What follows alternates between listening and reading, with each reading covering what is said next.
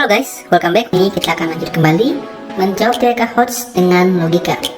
Ya, kemarin kita sudah bahas sampai soal 9 dan ada 3 soal yang belum kita jawab, yaitu soal nomor 10, nomor 11, dan juga nomor 12. Nah, baiklah, di part kedua ini kita akan lanjut bahas soal ya, teman-teman. Nah, karena kisi-kisi semi CPNS tahun 2021 sudah keluar, yang mana di sini berkurang tidak ada bahasa Indonesia. Jadi di sini soal-soalnya kita sesuaikan, jadi kita tidak akan bahas bahasa Indonesia. Selengkapnya teman-teman bisa lihat kisi-kisinya pada Permen Pan RB nomor 27 tahun 2021. Baiklah, langsung aja kita lanjut bahas soal 10. Nenek Mina tak pernah menyangka perbuatan isengnya memetik 3 buah kakao di perkebunan milik PT Rumpun Sari Antan akan menjadikannya sebagai pesakitan di ruang pengadilan. Bahkan untuk perbuatan itu, dia diganjar 1 bulan 12 hari penjara dengan masa percobaan selama 3 bulan. Hal yang dapat dilakukan untuk mencegah masalah seperti kasus di atas adalah, nah di sini ditanyakan adalah mencegah. Berarti kita cari yang jawabannya mengarah ke tindakan pencegahan. Hakim sebagai pemberi putusan seharusnya mengikuti perundang-undangan dengan mementingkan rasa keadilan yang seadil-adilnya. Nah, yang A ini sepertinya bukan tindakan pencegahan ya. B, turut andilnya pihak-pihak terkait dalam pensosialisasian hukum kepada masyarakat awam bahwa hukum harus dipandang sebagai suatu pembelajaran untuk menuju masyarakat yang tertib dan taat hukum. Oke, yang B ini kita tahan dulu karena ada upaya pencegahan melalui sosialisasi. C, perlunya perbaikan moral terhadap seluruh warga negara Indonesia dan aparatur penegak hukum. Karena perbaikan moral merupakan langkah utama untuk mengatasi masalah penegakan hukum sehingga mempunyai kredibilitas yang tinggi. Ya, kalau kita baca di soal ini tidak ada bicara tentang masalah moral ya. Artinya di sini moral warga negara Indonesia dan juga aparat penegak hukum perlu diperbaiki. Sepertinya opsi C ini kurang nyambung dengan konteks soal, jadi kita coret. D, mencukupi kebutuhan personal, sarana, dan prasarana untuk pelaksanaan penegakan hukum. Nah, opsi D ini juga kurang nyambung dengan konteks soal. Yang E, penegak hukum seharusnya tidak semata-mata melihat fakta, akan tetapi menimbang serta melihat latar belakang peristiwa, apa alasan yang menyebabkan terjadinya kejadian tersebut, adanya unsur kemanusiaan, dan menimbang rasa keadilan dalam memberikan keputusan. Nah, untuk opsi E ini coba kita tahan dulu. Kalau tadi opsi B bicara tentang sosialisasi, opsi E ini bicara tentang bahwasanya penegak hukum harus tidak semata-mata melihat dengan fakta, tapi juga menimbang serta melihat latar belakang peristiwa, apa alasan menyebabkan terjadinya kejadian tersebut. Ada juga unsur-unsur kemanusiaan dan menimbang rasa keadilan. Oke, kalau kita lihat soal sebenarnya di sini itu tidak salahnya hakim ya, karena memang ini perbuatan pencurian ya, walaupun kecil tindakan pencuriannya, tapi hukum tetaplah hukum ya yang harus diberlakukan. Nah, kalau kita lihat dari opsi ini, dibanding kita harus mengedukasi penegak hukum, harus tidak semata-mata melihat fakta, juga tentang kejadian dan unsur kemanusiaan. Nah, opsi B menurut saya yang paling efektif untuk mencegah, karena dengan ada sosialisasi, jadi masyarakat awam akan adanya pembelajaran untuk tertib dan taat hukum. Nah, jadi untuk jawaban ini yang sesuai dengan konteks soal dan pencegahan yang paling efektif adalah opsi B. Turut andilnya pihak-pihak terkait dalam pensosialisasian hukum kepada masyarakat awam bahwa hukum harus dipandang sebagai suatu pembelajaran untuk menuju masyarakat tertib dan taat hukum. Baik, kita lanjut soal berikutnya. Soal 11. Indonesia belum sepenuhnya terbebas dari berbagai ancaman yang dapat meruntuhkan integrasi nasional. Ancaman tersebut ada di berbagai dimensi kehidupan masyarakat Indonesia. Ancaman-ancaman tersebut diantaranya: 1. Munculnya gejala westernisasi. Yang kedua, munculnya berbagai paham radikal. Ketiga, timbulnya kesenjangan sosial. Keempat, gaya hidup individualistis. Kelima, munculnya gaya hidup konsumtif. 6. Indonesia akan dibanjiri oleh barang-barang dari luar seiring dengan adanya perdagangan bebas. Nah, berdasarkan data di atas, manakah yang merupakan ancaman terhadap integrasi nasional di bidang sosial budaya? Oke, kalau gitu kita lihat di sini opsi-opsinya teman-teman. Dari 1 sampai 6 ini ya, contoh-contohnya kita klasifikasikan dulu. Ancaman integrasi nasional itu diantaranya ada ancaman di bidang ideologi, di bidang sosial budaya, di bidang ekonomi, dan juga di bidang politik. Nah, kalau kita lihat di sini, untuk bidang sosial sendiri, itu ancamannya berupa ada dari internal dan juga eksternal. Internal misalnya isu kemiskinan, kebodohan, keterbelakangan, ketidakadilan.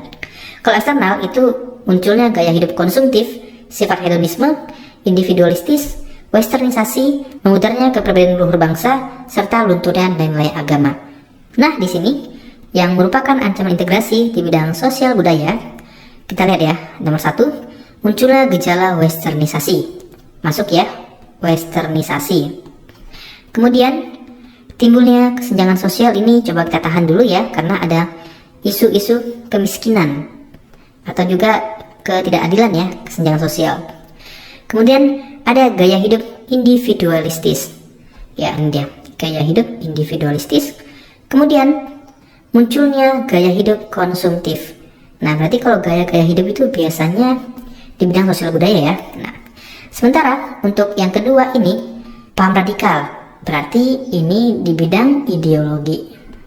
Dan juga untuk nomor 6 ini di bidang ekonomi. Kita lihat opsi. Berarti kalau yang ada angka 2 dan juga angka 6 berarti bukan termasuk bidang sosbud. Yang D kita coret. Yang C kita coret. Nah, di sini jawabannya ada A, B, dan E. Yang mana sesuai dengan yang kita lingkari, teman-teman. Kita lihat lagi ya. Dari 4 opsi ini, untuk nomor 1, nomor 4, dan nomor 5, itu sama-sama dari faktor eksternal, teman-teman ya. Kalau yang nomor 3 ini, coba kita baca lagi lengkapnya. Timbulnya kesenjangan sosial yang tajam sebagai akibat dari adanya persaingan bebas. Nah, ini berarti kan ada kaitan dengan ekonomi ya. Kemungkinan yang nomor 3 ini bukanlah bidang sosial budaya, tetapi lebih fokus kepada bidang ekonomi. Kenapa? Karena adanya persaingan bebas sehingga muncullah kesenjangan sosial. Akibatnya karena ini, karena persaingan bebas. Jadi ini faktor ekonominya, ancaman di bidang ekonomi. Nah, dengan begitu, nomor 3 ini kita coret, teman-teman. Nah, sehingga jawabannya adalah E. 1, 4, dan 5. Baiklah, kita lanjut lagi untuk soal berikutnya. Soal 12. Kasus penganiayaan oleh oknum pejabat negara terhadap warga sipil ternyata masih terjadi dengan berbagai alasan yang kompleks. Pada tanggal 2 Januari 2001 ini, salah satu pejabat dari Dinas Pariwisata, Kebudayaan, Pemuda, dan Olahraga Sumeneb ditetapkan tersangka. Diketahui sebelumnya, ditahannya ASN tersebut dikarenakan kasus yang menimpanya, yakni melakukan penganiayaan kepada warga pada tanggal 13 Januari 2001 ya di perumahan satelit Sumeneb. Sumber beritajatim.com.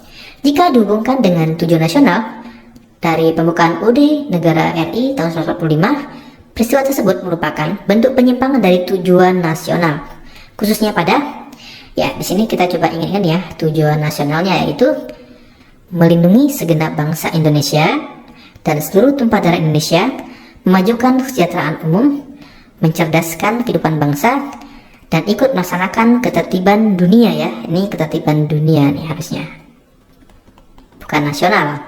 Oke, kita langsung aja kita baca opsinya karena mirip-mirip ya. Yang A, melindungi segenap bangsa Indonesia. Nyambung nggak dengan opsi ini? ASN di sini penganiayaan, masih nyambung ya. Berarti dia itu harusnya melindungi, bukan malah menganiaya. Oke, opsi A kita tahan. Opsi B, menciptakan ketertiban umum. Nah, sebenarnya kalau kita ingat tentang isi dari pembukaan UUD 45, di sini itu ketertiban dunia. Ya, berarti bukan ini. Kita coret yang B. Yang C, memajukan kesejahteraan umum. Ya, tapi di konteks ini nggak nyambung ya yang C, teman-teman. Bukan bicara tentang kesejahteraan. Yang D, nilai persatuan, keadilan, dan berkerukunan rakyat.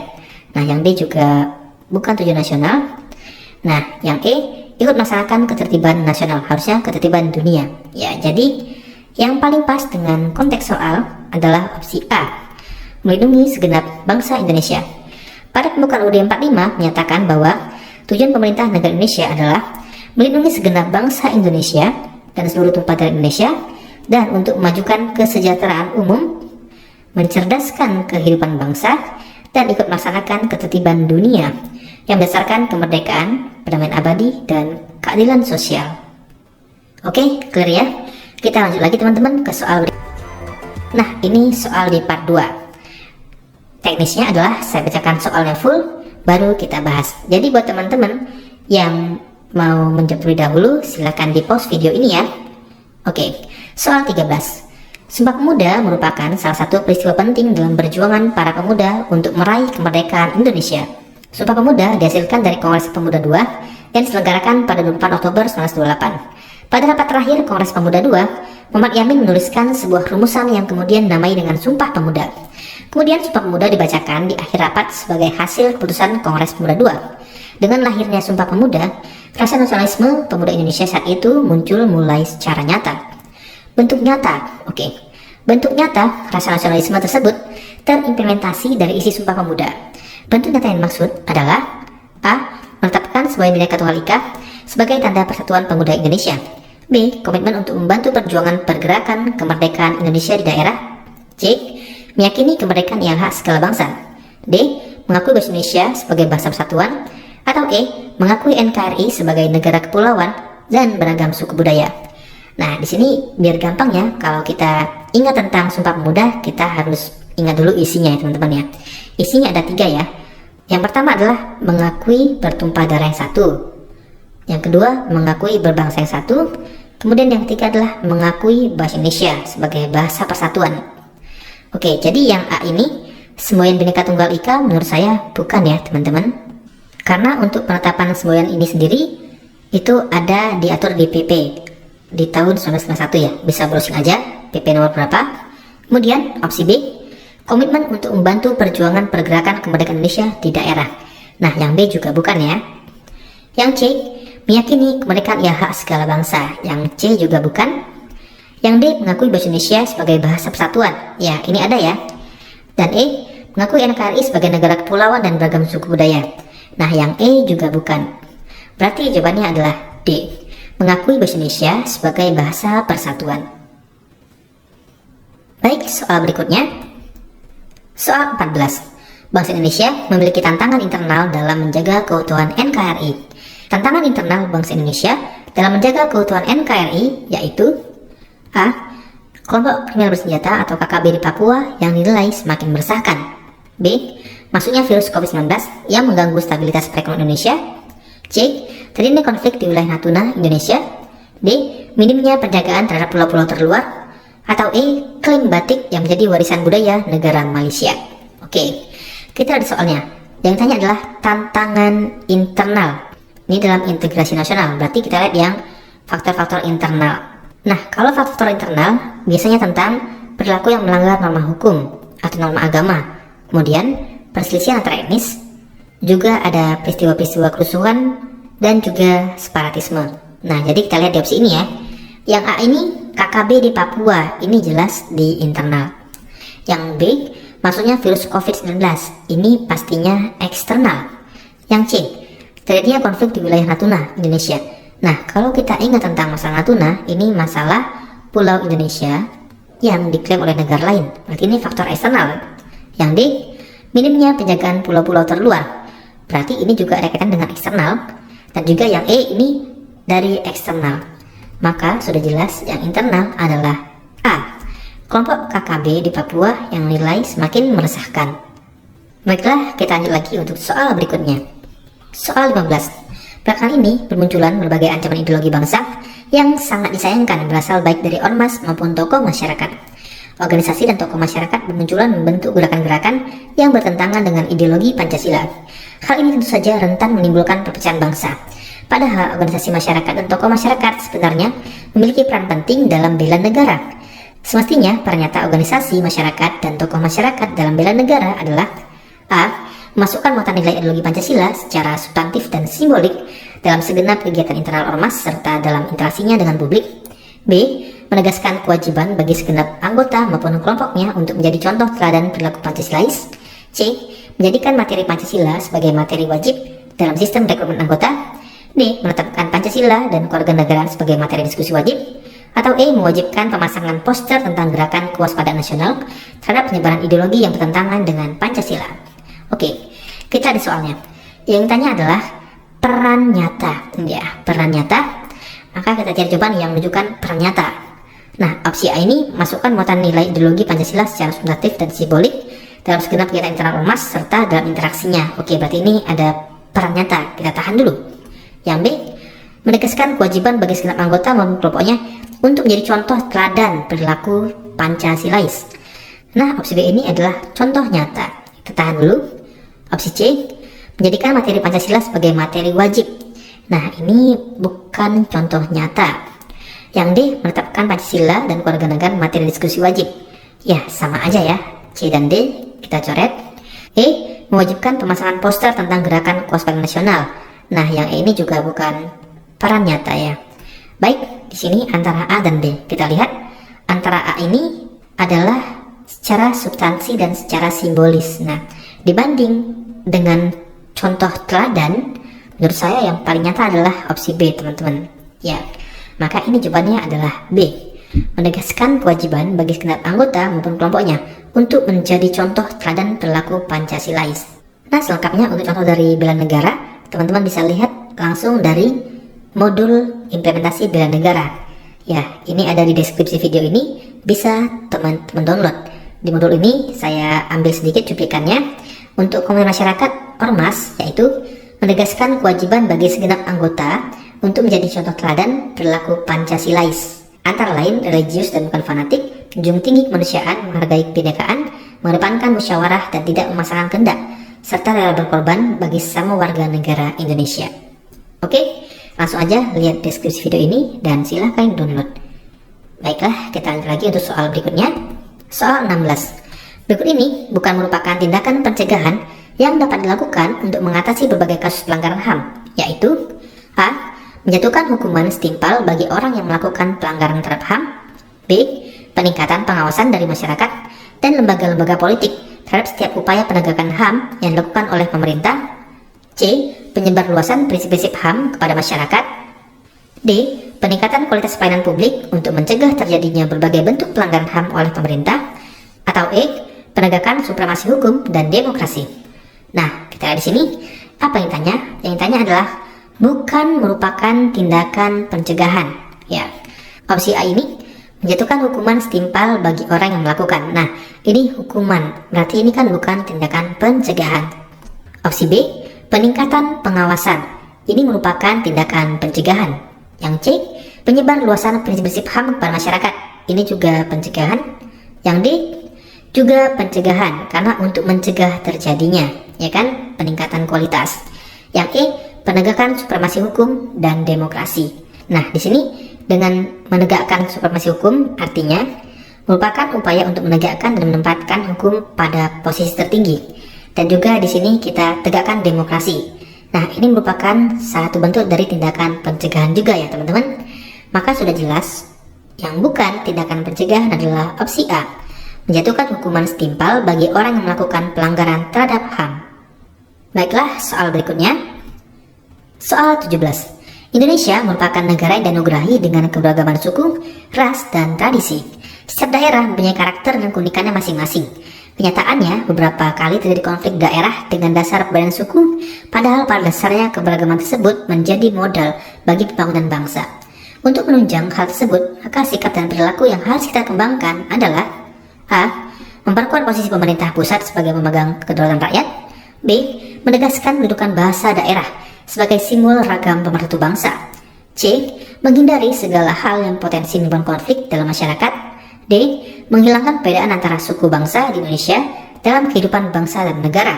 Atau E, memperkuat posisi kebudayaan daerah di atas kebudayaan nasional. Nah, di sini apa yang ditanyakan? Yang ditanya adalah untuk menunjang hal tersebut. Hal apa? Agar tidak terjadi konflik ya, teman-teman. Maka sikap dan perilaku apa yang harus kita kembangkan? Yang A, memperkuat posisi pemerintah pusat. Ini kurang nyambung dengan konteks soal. Yang B, menegaskan kedudukan bahasa daerah sebagai simbol ragam pemersatu bangsa. Kita tahan dulu aja. Yang C, menghindari segala hal potensi menimbulkan konflik. Nah, yang C ini lebih tepat ya dibanding B. Kita tahan dulu. Yang D, menghilangkan perbedaan antara suku bangsa di Indonesia. Menghilangkan perbedaan. Nah, kita tahan dulu aja. Yang E, memperkuat posisi kebudayaan daerah di atas kebudayaan nasional. Nah, yang E jelas tidak nyambung. Nah, di sini opsi B, C, dan D. Nah, yang B kita coret ya, karena ada yang lebih lengkap lagi. Nah, di sini tersisa antara opsi C dan D. Yang C, kita hindari segala hal yang berpotensi menimbulkan konflik. Yang D, menghilangkan perbedaan antar suku bangsa Indonesia. Kita hilangkan segala perbedaan. Nah, yang D ini sebenarnya kurang tepat dari sisi bahasa. Karena apa? Karena setiap bangsa Indonesia ini pasti beragam suku ya. Nah, tidak mungkin dihilangkan, karena dengan menghilangkan perbedaan maka tidak lagi keunikan-keunikan. Yang lebih baik adalah opsi C, teman-teman, secara logika. Karena walaupun kita berbeda-beda, ya, dengan cara menghindari segala hal yang potensi menimbulkan konflik, maka akan timbul kerukunan. Karena itu keberagaman menjadi modal bagi pembangunan bangsa. Oleh karenanya, jawaban yang paling tepat adalah yang C, menghindari segala hal yang potensi menimbulkan konflik dalam masyarakat. Baiklah, soal berikutnya. Soal 18. UUD 45 adalah konstitusi negara yang menjadi aturan dasar dalam penyelenggaraan seluruh sektor kehidupan. Berikut ini yang merupakan bentuk dari pengamalan pasal 32 UUD 45 adalah: A. Menyelenggarakan festival sanitari daerah-daerah. B. Membayar pajak kendaraan motor tepat waktu. C. Membuka lapangan kerja bagi anak terlantar. D. Membagikan masker di jalan raya pada saat pandemi. Atau E. Ikut melakukan bela negara sesuai profesi. Nah, di sini teman-teman, kita harus tahu dulu apa inti dari pasal 32 UUD 45. Oleh karenanya, kita lihat lagi ringkasan dari pasal 32, yaitu di sini kebebasan memelihara budaya dan juga menghormati bahasa daerah. Di sini kita lihat untuk pasal 32 bicara tentang kebudayaan dan bahasa daerah. Nah, yang A ini tentang budaya ya, seni tari daerah-daerah. Yang B ini tidak sesuai, yang C tidak sesuai, yang D juga tidak, yang E juga tidak. Maka sudah jelas jawabannya adalah A, menyelenggarakan festival seni tari di daerah-daerah. Nah, selengkapnya tentang ringkasan dari UUD 45, teman-teman bisa download langsung ya pada deskripsi video ini. Baik, kita lanjut lagi soal berikutnya. Soal 19. Apabila timbul isu perpecahan masyarakat, maka warga negara harus membantu pemerintah dalam menangkal atau mengatasi permasalahan tersebut. Budi, salah satu warga desa Sukatani, melakukan upaya untuk membela negara karena merasa hal tersebut adalah sebuah kewajiban sebagai warga negara Indonesia. Adapun upaya yang dilakukan oleh Budi adalah dengan melakukan sosialisasi bijak bermedia sosial. Hal ini untuk menjaga persatuan, kesatuan, dan ketahanan NKRI. Upaya yang dilakukan oleh Budi dimaksud sejalan dengan UUD 45. Tepatnya A. Pasal 26 ayat 1, B. Pasal 27 ayat 1, C. Pasal 7 ayat 3, D. Pasal 26 ayat 2, atau E. Pasal 7 ayat 2. Nah, untuk menjawabnya di sini kita lihat dulu. Yang ditanya adalah tentang upaya yang dilakukan oleh Budi. Upaya apa? Upaya bela negara. Oke, jadi kita lihat lagi ringkasan dari UUD 45. Nah, di sini untuk pasal 26 ayat 1 tentang pengertian WNI. Yang ayat 2-nya tentang pengertian penduduk. Kemudian yang ayat 3-nya tentang ketentuan warga negara dan penduduk yang diatur dalam undang-undang. Sementara pasal 27 ayat 1 kedudukan di hadapan hukum. Pasal 27 ayat 2-nya berhak atas pekerjaan dan penghidupan yang layak. Yang ayat 3-nya setiap warga negara wajib ikut bela negara. Nah, di sini maka jawaban yang paling tepat adalah pasal 27 ayat 3. Maka jawaban yang tepat adalah C. Baiklah, kita lanjut lagi untuk soal berikutnya. Soal 20. Bangsa Indonesia memang sangat beragam dengan berbagai latar belakang. Persatuan dan kesatuan menjadi aspek penting yang mewadahi keberagaman tersebut. Komitmen terhadap persatuan dan kesatuan bangsa Indonesia merupakan proses dinamis yang muncul dari unsur-unsur sosial budaya bangsa Indonesia yang beragam dan mencerminkan kebinekaan bangsa Indonesia. Contoh perilaku yang menunjukkan komitmen tersebut adalah A. Bersikap mengutamakan kebersihan lingkungan di sekitar tempat tinggal. B. Berpartisipasi dan menggalang dana untuk ikut membantu korban bencana alam. C. Meningkatkan solidaritas dalam kegiatan yang berorientasi semangat kedaerahan. D. Bergaul secara santun dan akrab dengan mengesampingkan perbedaan suku bangsa. Atau E. Bekerja sama dalam segala bidang kehidupan dengan sesama suku, agama, dan daerah. Nah, di soal ini, apa yang ditanyakan? Yang ditanya adalah contoh perilaku yang menunjukkan komitmen. Komitmen apa? komitmen terhadap persatuan dan kesatuan bangsa. Nah, opsi A, bersikap mengutamakan kebersihan lingkungan, berarti nggak nyambung dengan konteks soal. B, berpartisipasi dan menggalang dana untuk ikut membantu korban bencana alam.